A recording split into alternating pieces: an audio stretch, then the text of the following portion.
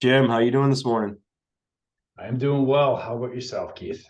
Not too bad. Thanks for taking some time out. I know you're really busy. For everybody who doesn't know, Jim Black, top agent, just all around awesome guy. Owns a very, very big team in Worcester County, the number one team in Worcester County, by the way, right?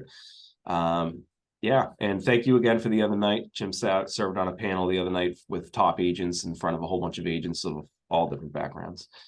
Anyway, so Art of War for Real Estate Agents. The reason I wrote this book, I found myself teaching a lot of classes, and every single time I was teaching a class, I was either quoting the book or talking about preparation, and I would always think about preparation, the local landscape, our terrain, that type of thing. And I said, I got to write all this down. So, and also one more thing about Jim. Jim was almost like a mentor to me when I first started off in the business. He was already rock star in the office and on his way to who he is now. And so I owe most of my business to you, Jim. I know you're just kind of like, yeah, whatever. It's what I do. It's who I am. But it meant a lot to me. So that's why I wanted to interview through this book because I always looked up to you, man. I appreciate you stood next to me and did what I did. That seems like a didn't wasn't any extra work for me. You just followed what I was doing. Yeah. And for the readers in the book, I did mention a couple stories where Jim kind of, couple words just put me right back to where I needed to be. And I'm like, okay, those lessons have stuck with me. So, yeah. So the basic principles of the Art of War by Sun Tzu, 2,600-year-old book, military strategy, of course. Bill Belichick uses that book to run the Patriots. Most governments run off of it, most CEOs, that type of thing. And it centers around being prepared, right? Yep. Knowing yourself, knowing your enemy. Obviously, in real estate, we don't have enemies. But it might be the person on the other side of the table. They're looking to accomplish something. We're looking to accomplish something. Yeah. A lot of times we find ourselves at odds. So I've always said, figure out what they're trying to accomplish and bring our clients ultimately to the result that they want. And I know that watching you for years in your business, there's a lot of preparation, there's a lot of thought that goes into it. How has preparation showed up in your business? I think the preparation is some of the simple stuff is, I mean, practicing the conversations that we have. I mean, that's preparation in itself and for me, it's been honestly showing up early so I don't show up at 9 a.m. and I'm rushing into the day. I show up early, I practice what I'm going to do. And over time, if you practice the conversations you're going to have, you're just talking to people and the words that you wanted to use just kind of pop out of your head. And it's not going to happen, in the first year or even the first multiple years, but eventually you just that's how you talk. Yeah. You've programmed your brain to use certain words that maybe you didn't use before, or to not use words that you shouldn't use in your vocabulary. Mhm. It's funny, it brings me back to about 10 years ago where I said I'm not a script guy. And you said, do you say the same things? Do you handle the objections the same way pretty much every time? And I said, yeah. And you said, okay, so you're a script guy. Yeah, we Yeah. have a negative connotation with that, but we probably all heard it. What happens when you go into a store and you say, and somebody asks you what, can I help you? And you say, no, I'm just looking. You're not just looking, that's your script. That's a script that you use. Yeah, absolutely. So, I mean, research, I mean, knowing our area and in the art of war, they talk a lot about your terrain. And of course, they're discussing battle, high ground, low ground, crossing rivers, that type of thing. In my mind, our terrain is our market, right? I mean, a lot of us in the country have been going through a prolonged seller's market. You've gone through a shift in the past and preparing for the one that's happening right now, as it's happening. Have you ever put any time into your local landscape, just kind of looking at the market, watching the rates, interest rates, watching what's going on around you? And have you ever adjusted plans as you've gone because of that? Yeah, I mean, I think a lot of us have done it. I mean, COVID hit and we said, okay, we got to cut expenses because the market's going to crash. And then it shot in the other direction. Yep. And, rates went up and we said, oh, this is going to be brutal for the market. And then, we got multiple offers again. And I think it's one of the biggest things for me has been, yes, I'll do that research, but I also get to see what's happening. So I can look at the data. The data will tell you a story, but you also have to be in the market. You need to be talking to the people. So having a big team, I get to hear what my agents are hearing at a kitchen table, what my agents are hearing from buyers and sellers. because you need to adjust to that, not just to the data, because the data is old information. That conversation at that seller's kitchen table and those concerns that seller has, those concerns that buyer has, that's current information. Sure. And for the newer agents, I always say, something as simple as a market report and understanding your days on market, days to offer, average sale prices. A lot of times we teach agents how to comp out a property or figure out its estimated value or an opinion of value, right? And I always say, well, figure out where we're going, because we can teach it today, but if you know the trajectory of where we're going, it'll help you price a lot better and learn to price ahead of the market, that type of thing. Yeah, so you looking at the market stats like that as well, seeing what's going on. I mean, I say as a new agent, you can literally know more than half the people in your office just by that quick report. And I see a lot of agents don't spend the time to get to know their market. I mean, yeah, we need to be the local economist of choice. We need to be the person that our clients and our friends are going to go to and ask these questions, because you go look at the news, that's a broad, I mean, it's always wrong, but it's also a broad picture of the market. You don't like that news does not talk about your neighborhood. That news does not talk about that price range your buyer's looking in, because you even need to cross section that and say, okay, in these price ranges in this area, this is what's happening. For these type of homes in this area, this is what's happening. And if you don't know that, and really, again, the data supplies a lot of the info, but you also have to see like what it's like being in a factory, and you got to look and you got to go down to the assembly line and say, what challenges are you guys having? And ask those people, what are those challenges they're having? Because there's going to be stuff you hear that you would never hear sitting in a boardroom, which is essentially what you're doing just looking at market reports and talking to other agents, like not just in my team, like, hey, how's business going? Like, what are your challenges right now? Because those challenges, if you hear it over and over and over again, that's what's going on in your market. You're doing market research just by talking to people. yeah, it's amazing how a little bit of boots on the ground makes a huge difference. Again, studying the numbers is one thing, but going out and if you've seen all the properties in a neighborhood, you're just that much sharper. If you're hearing what's going on in the market and with properties, so much better than just having it on paper. But it's a good place to start, of course.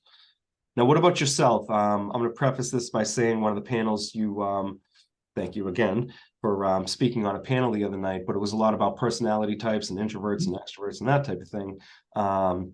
What work, or have you done any work kind of figuring out who you are, and what makes you tick and how you take in info and react to things? Yeah. And I think what you said there is really crucial, because there's no way I can understand you unless I understand me. So I like a simple thing is like a disc profile. Like I'm a high C and a high D. I'm highly analytical. I want things done quick. I also don't want you to waste my time. I want you to and if you give me fake data or bad data, I'm not gonna do anything. And so I understand that about me.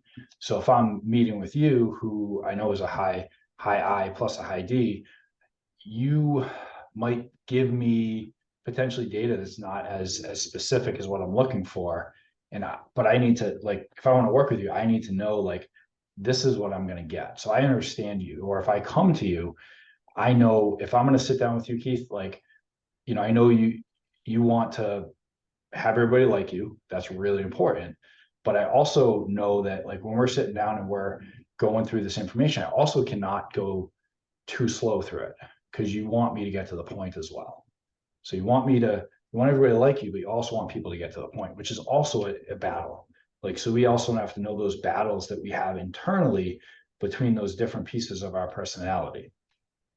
Absolutely. And same exact thing. There's been times where I've asked you for advice over the years, and I said, Jim, I'm dealing with this and blah, blah, blah. And I got to talk it through with this agent. And your advice at the time was, here's the information. Let me know how your client wants to respond.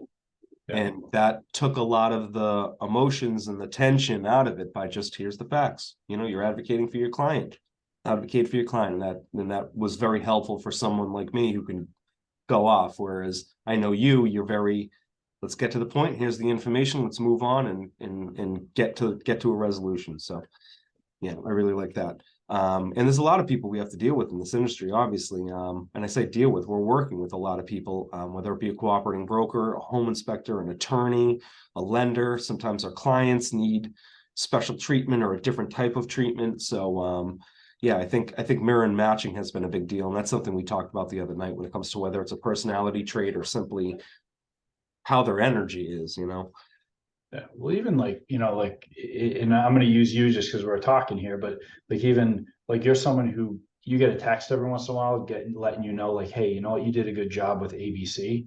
Like, that's important. And I know that's important. So that's something that you will value. That I would like it if I got it, but it's not going to be hit me as hard as it hits you. Right. Right. So getting to know people on the other side of the deal, thinking back, you know, times where there were some difficult challenges and saying, wait a minute, they're trying to accomplish something. My clients are trying to accomplish something. Maybe this agent, home inspector, attorney has other motives, not necessarily negative, but they're trying to accomplish something too. Have you ever, you don't have to give examples, but seen a situation where the home inspector is just trying to do their job and it sounds like they're trying to kill a deal, which we know they're not trying to kill a deal. Where are they coming from, and how can I be the person to see everything that's going on and relate it to all parties correctly? Yeah, I mean, I think it's really important. I mean, this is the hard thing too. So, real estate agent, we get paid when things sell. So there's an emotional thing there where we want things to get to the closing table. It's just natural. We're human.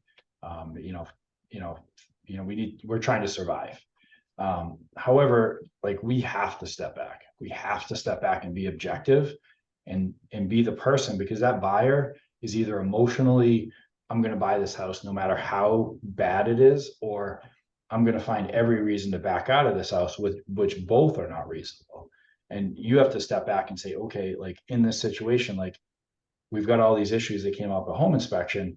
Are these things that for this price and for this person's ability to fix could actually make sense? And that's the start of that conversation. And really, and really having that conversation with the buyer, just when they're not losing their mind, because again, like you said, the inspector's job is to identify issues. They're going to find issues, and then I think it's our job to look at those issues and say, like, is there a way to resolve this, and help your client find who is the professional that helps them figure that out. But even just figure out if it's like reasonable stuff they should take on, because there's times where we'll go through an inspection and I'm like, you should buy this house. Like, this is not like, this is all like, you've never bought a house before. I've flipped a bunch of houses, I've owned a bunch of houses, and I would not take this on. If I won't take it on, you should not take this on. And I think we need to be willing to do that, because really they're not hiring us. Sometimes we use the word salesperson in a negative way. A salesperson helps people get what they want. Like, we're going to help guide them to what they want. And part of it is telling them, no, you shouldn't do this. They hire us as a consultant, they don't want to be sold anything. They want someone to give them the information and give them advice. Absolutely. Awesome. Before we jump, any advice for any real estate agents out there when it comes to either preparation or their local landscape, getting to know themselves, the person on the other table, anything at all? I mean, honestly, like, some simple stuff, like locally here, you go into the MLS Pin service in Massachusetts and just look at like the area market survey for an area. Like, it's going to give you some info. You can dive into specific things, but just know, start with like, if we're on Worcester, start with Worcester. Maybe start with Worcester County. Just understand, how quickly things, because when you're sitting with a seller, you should know how quickly things are selling. You should also know how quickly you're selling them. You should also know, like, are people getting 100% of list price? Are they getting 95%? Are they getting 105? Because, you've run into it, I've run into it. I'll have a house on the market for, let's say, 400,000. I have no offers, and one offer shows up for 440,000. My seller is excited, but that buyer did not get represented properly, because that agent does not know what's going on in the market and never asked me if there was offers. They just submitted this offer blindly without telling me anything. So just go, and if you don't know what to do, I'm sure there's somebody in your office. I know if you have somebody in your office, Keith, and they're like, hey, how do I do this? They could ask you or some of the support people in the office to help them find that. But just go in and play around. The MLS here has classes you can take on how to use it. Like, take advantage of the stuff that's right in front of you that's free. And I think that's big for our confidence too, whether you're a new agent or a veteran agent in a new area, whatever it or changing market, just kind of knowing what's going on, right? I mean, you get a question, well, how are we looking at? Well, how are we looking for days to offer? Well, you're averaging about 14 days in this area, depending on, but you'll notice some are way overpriced, some are underpriced. So that's good. Using the tools that we have already and making the most out of it, right? Absolutely. All right. Absolutely. Anything else to add? Um, I just think I think the other piece, I mean, especially if we're talking to newer people in the business, is find out where you bring value. Because we start out as a new agent and we say, well, I'm a new agent. I'm a new agent. I'm a new agent. Well, what did you do before this that makes you provide value that others can't provide in this business? And it could just be the way you harness a relationship and you make sure that people feel loved and cared for, or it could just be that like you were I don't know, like an investment advisor, so you understand investing and you just have a knack for it, or maybe you've been a real estate investor for years and you have went through all the bumps and bruises and you can share that with your clients. So think about what it is that you did that you bring value, because everybody does. And if somebody has a reason why they have absolutely no value to bring, have them call me. I will talk to them because they absolutely have value. There's absolutely something in their past that is given them. And I don't care if you're 18 years old and just got your license, there's something that you bring to the table. It's probably being able to use certain things that old people like me have chosen not to learn. I feel I say the same thing a lot. I say, what is your value? And I say, I don't want to hear I'm nice. I don't want to hear I'm loyal. I don't want to hear I'm going to fight for you, because every other agent's saying the same thing. Do you know your market? Do you understand how things are going? Do you know nothing about a property? You know what I mean? That type of thing. So figure out your value. I love that. What you could go, the other thing you can do is go look at every property on the MLS. Go to every open house that's open. Go to any house that's vacant that somebody will let you do a preview on. Understand your market. Like you can you may not have the knowledge starting out, but you can outwork anybody if you put the work in. It's funny. You just made me think of something in the book. I say, what are your strengths? What's your value? And then, someone will give an answer. If I asked your broker or your manager or your team what your value is or what your strengths are, would it be the same answer? And then I say, what are your weaknesses? Now, mine, I couldn't put it in the book because it needs another book for my weaknesses and where I have areas of improvement. And I know a lot of people will say, well, I need to learn this. Okay, if I were to ask your broker or your manager or your significant other what your weaknesses are, do the two line up? And that might be a big part of getting to know ourselves, right? Yeah, and it's knowing. Like, I mean, if I were to say like probably my biggest strength is I'll out negotiate anybody. Like let's bring something to the table. We're gonna get it to the finish line, and my client's gonna be happy. Like that. That's and being able to diffuse the situations, because agents get emotional, sellers and buyers get emotional. If you can stay non-emotional and come up with a solution that everybody is agreeable to, because that's the only way it works. Everybody's got to sign the paper. Yeah. So everybody's got to be agreeable to it, and everybody has to feel like they've won, Yeah. or nobody's signing anything. And there's your value. And again, they say we're salespeople. We're consulting people, and we're selling our ability to consult them correctly, to represent them the way that they need to be represented, the way they want to be represented, with our experience, and if you don't have experience, you have people alongside of you that have experience. Yeah. I think that's one thing I brought up to newer agents was, people said, I'm too afraid to say I'm a new agent. Well, you have the backing of your office, your team, your brokerage, whatever it happens to be. Not only that, but you could look at it and say, oh, you had a listing appointment with Keith last night. That's great, but he's carrying 10 listings and probably 20 buyers. I have 2. I'm there for you. I'm answering the phone. I'm looking for properties for you. I'm going knocking on doors. And I've gotten listings that way, under your advice, by the way, probably 10 years ago. But yeah, it Probably people I've met with too. I don't know what you're talking about. Yeah. All right, awesome, Jim. Thank you very much for taking the time out. I know you're really busy, like I said, and also you specifically, thank you.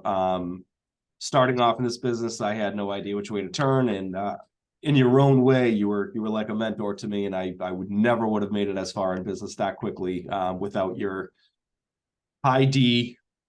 Just do this, no fluff, no nothing. It helped me tremendously, so I owe a lot to you, and that's why I wanted to interview you for this because you're the So rock that's star. Yeah, but one last thing now that you mentioned that is I think we all have that person.